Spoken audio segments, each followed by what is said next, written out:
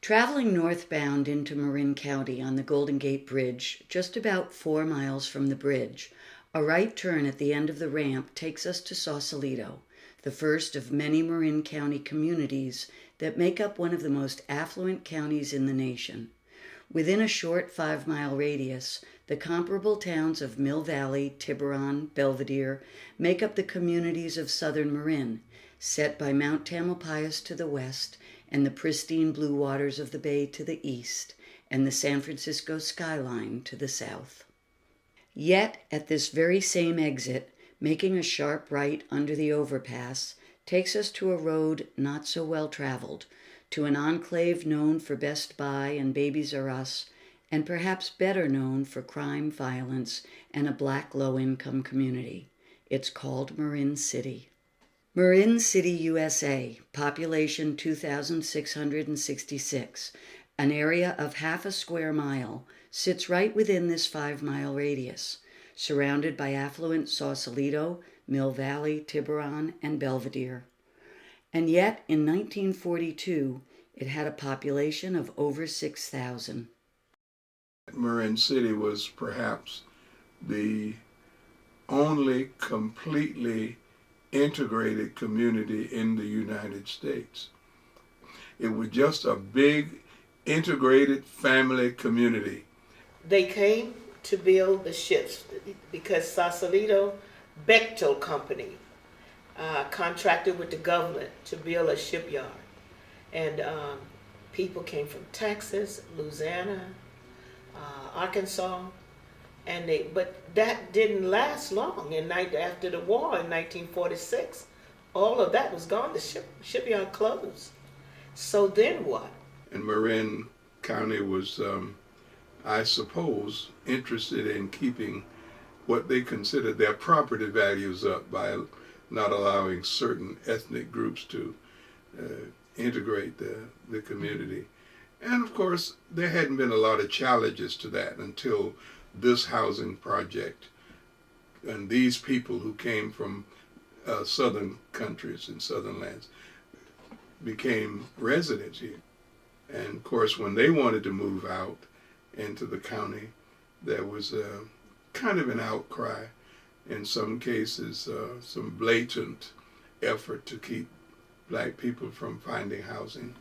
What I've always appreciated about Marin City was just the community feel, the family environment where everyone knows each other and everyone's looking out for each other. Today, Marin City is unincorporated Marin County. According to the 2010 U.S. Census, 38.9% of the population is white, 38% African American, 13.7% Hispanic, with the remaining 10% Asian and other. Marin City is the most diverse community in the county. There's all ethnic groups that live here.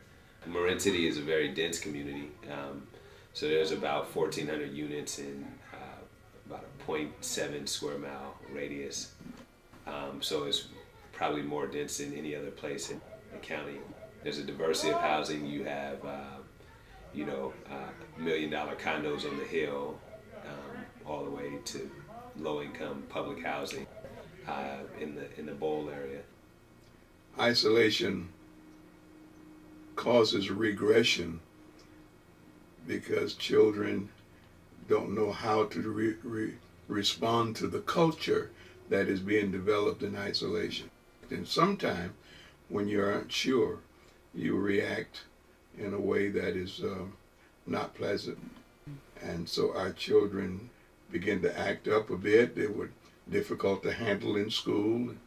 They weren't able to focus as well on what they really, really needed to do to really glean a good education, which was a foundation for their future existence. Approximately 350 K-12 students reside in Marin City.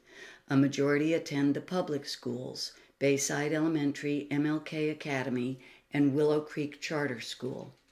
Middle school students typically matriculate to Tam High or Redwood. Yet historically, a disproportionate number of Marin City students will not graduate. 17 years ago, a vision to transform the lives of Marin City through education began with Pastor Fred Small, Robert Hunter, and Denny Brousseau, the founders of Bridge the Gap College Prep. So when we talked about Bridge the Gap, my idea originally was, let's bridge this gap between the home, the church, and the school. Because I considered the church then was the next most effective entity for trying to educate children. The original concept for the three of us was to embrace the community, to embrace Marin City. It's a community oftentimes that's apart from the rest of Marin, and my perception was that not a lot of people understood it, nor knew how much help they could be if they spent some time in Marin City.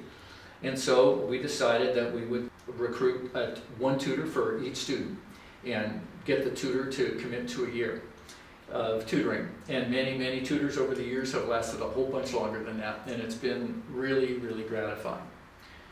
A few years ago, Denny and I felt, and Pastor Small too, felt that the program should be doing more for kids. Our original concept of embracing the community through children, through helping the children out with their schoolwork, needed to be expanded into a more robust support for those kids as students. So we got really fortunate, recruited some extraordinary people to our board, and the program is, in just a couple of years, where it is today. Well, here we are in the heart of Marin City, 100% in Marin City, and we have a thriving after-school and evening program. We've gone from a small literacy-based reading program to a academic tutoring and mentoring program that really focuses on kids to college. And our goal for all of our Bridge the Gap students, certainly, and ultimately all Marin City students, is that they go successfully through elementary school, middle school, and high school, and on into college. And we are committed to helping them every step of the way. In the 17 years that Bridge the Gap College Prep has been working with Marin City youth, 80% of its students have completed high school, and of that, 60% have graduated from or are in college or post-secondary education. Our volunteers, we would not be here today without our volunteers. I mean, we started as a 100% volunteer effort. Our tutors are the heart and soul of Bridge the Gap College Prep. I mean, it's magic. It's when you see a tutor and a student,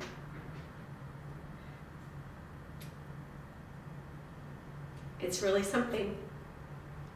It's just gratifying when you get a kid invested in school. When they were heading down that road where they weren't going to do anything in school. So is this entire piece describing one hug or? So between the after school and evening programs, we have 14 8th graders. They're going to be high school freshmen in the fall. Ayana is an 8th grader at MLK Academy who has been a Bridge the Gap student since 3rd grade. How we got to Bridge the Gap was Ayana was in elementary, and she was bringing home homework every day, and I couldn't help her with the homework. I was like, well, she's in 3rd grade, and I was just feeling like overwhelmed. This last tutor, she told Ayana, she said she wants to stay with Ayana until she gets out of high school. So she's been there since then. And it's made a good impact on Ayana. So Bridge the Gap as an organization has been around in the community for 10 plus years, and has impacted the lives of many children and families here, and the leadership there. Denny, she's been great to work with. We look forward to that type of partnership and collaboration as we move forward. And I really appreciate the organization for being able to adapt and be nimble and change based on the community need. When we think about where the majority of our students go to high school, they're either going to Redwood or TAM. And both Redwood and TAM are college prep high schools.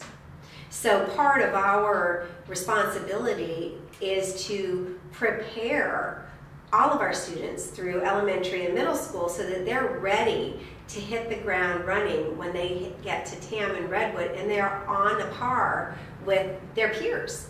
I currently attend Tamalpais High.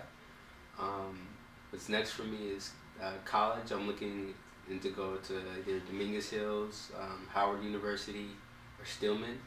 And I want to study political science and eventually get my BA.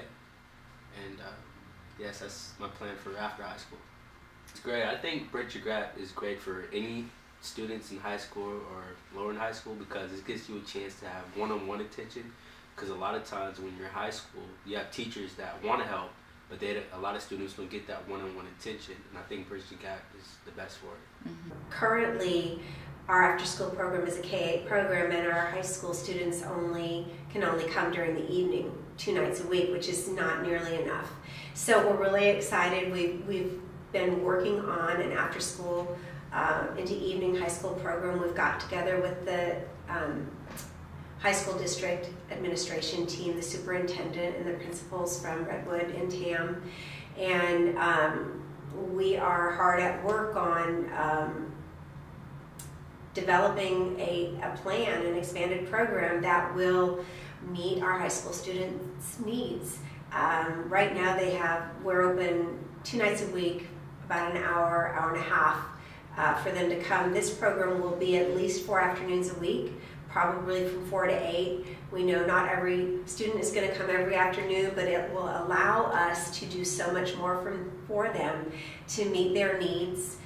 We want to provide subject-specific help. We want to continue to provide mentoring and tutoring. So we're really excited about being able to expand the after-school evening programming to finally be a K-12 pipeline, a K-12 program. We've come